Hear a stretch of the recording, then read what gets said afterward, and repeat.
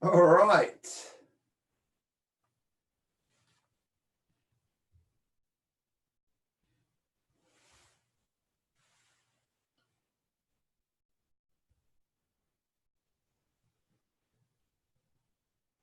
Okay. Hello. I'm underway and having our watch party now.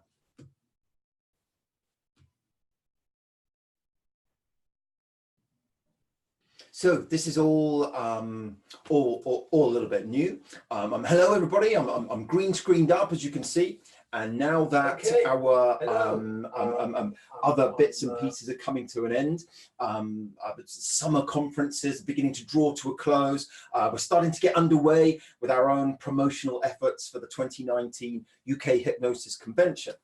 So today I'm here on this video all alone. But in coming weeks, myself and my colleagues, Lindsay Shepherd, Etienne McNulty, Sarah Mortimer, we're all going to be speaking live with our presenters and our speakers, and they're going to be sharing details with you about what you can expect from them at this year's Hypnosis Convention.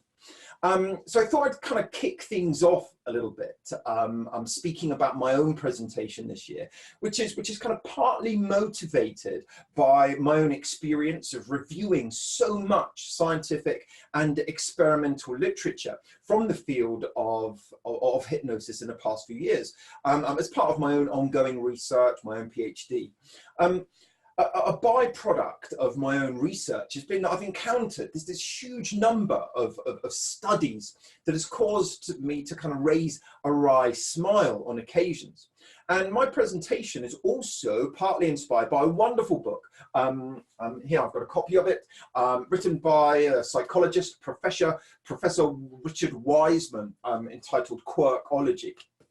And it contains reference to lots of scientific studies that are really rather quirky, but are actually quite profound in the context of our daily lives. And so likewise, I'll be presenting about a large number of very quirky hypnosis studies that actually have the potential to profoundly affect how you work with your patients and with your clients on a day-to-day basis. To frame my presentation, what I'm talking about today, I'll use the same quote that frames Richard Wiseman's book, funnily enough, that's right in the beginning of this. And it's by the renowned researcher Stanley Milgram, as written in the book, The Individual in a Social World. And it goes something like this. What is the use of such a study? The criticism implied in this question has never bothered me, for any activity seems to me of value if it satisfies curiosity, stimulates ideas, and gives a new slant to our understanding of the social world. And I really rather love that. And I have a similar attitude when reading hypnosis research, and I shall attempt to imbibe that attitude in my audience when giving this presentation in November. Because there are so many topics in the field of modern hypnosis about which speculation has been rife for decades. You know, much has been written on the powers as well as the dangers of hypnosis. You know, what happens when you try to create warts? I know it sounds hilarious.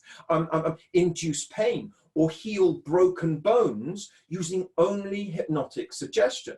Can you deliver hypnotic suggestions subliminally? Can public figures use hypnosis on us when giving speeches, for example? What happens when hypnosis is used to recreate delusion, such as erotomania or conversion hysteria, for example? Or what about when hypnosis is attempting to be used for creating out-of-body experiences, such as those described during near-death experiences? So, you know, how do we study such phenomenon? You know, did you know, for example, that hypnosis has been used to recreate the effects of neurological damage, you know, impairment that's been caused by strokes? So much experimental evidence has been collected regarding all of these topics and more that I'm going to be discussing in this particular presentation that I'm giving at this year's UK Hypnosis Convention. And I'm going to give what I consider to be a really reliable account of some of the quirkiest and seemingly bizarre hypnosis research, much of which gives or rather shines a major light on the mechanisms which make hypnosis effective, and also highlights many areas of hypnosis that I think are currently underused clinically. And it'll also give you some major ideas of applications to use in your own clinical settings if you're a hypnotherapist, which I think is most of the people that are going to be attending this year's UK Hypnosis Convention. So, here I'm going to be detailing and describing my own forays into the sort of backwaters of hypnotic phenomenon, and offer up a sort of definitive guide as much as possible to some of the folklore, some of the myth, and some of the seemingly bizarre things that can and cannot be done with hypnosis. And I'm going to draw some conclusions, of course, but also going to leave enough open discussion and debate for people to interpret and make of what you will. So I'm going to be sort of detailing that within this presentation. So I hope you'll come and join me on the Saturday of the UK Hypnosis Convention. I'm really excited because it's the first time that I would have given this particular lecture.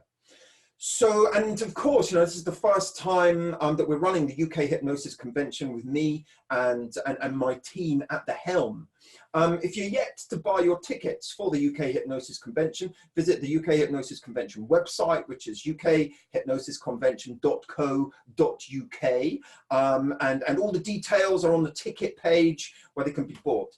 Tickets are selling fast. We have limited numbers remaining for the Saturday and for the gala dinner in particular at the time of me recording this video and sharing it live on Facebook as well, which is the first time I've done this. So I don't know, I've no idea if it's going out in the right places or not, but I'll share it here, there and everywhere later on.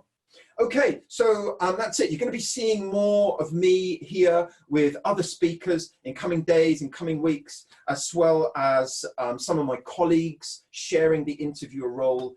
I send you my very best wishes, and I'll look forward to seeing you and welcoming you warmly at this year's event. Okay, that's it. I've got to work out how to stop things now.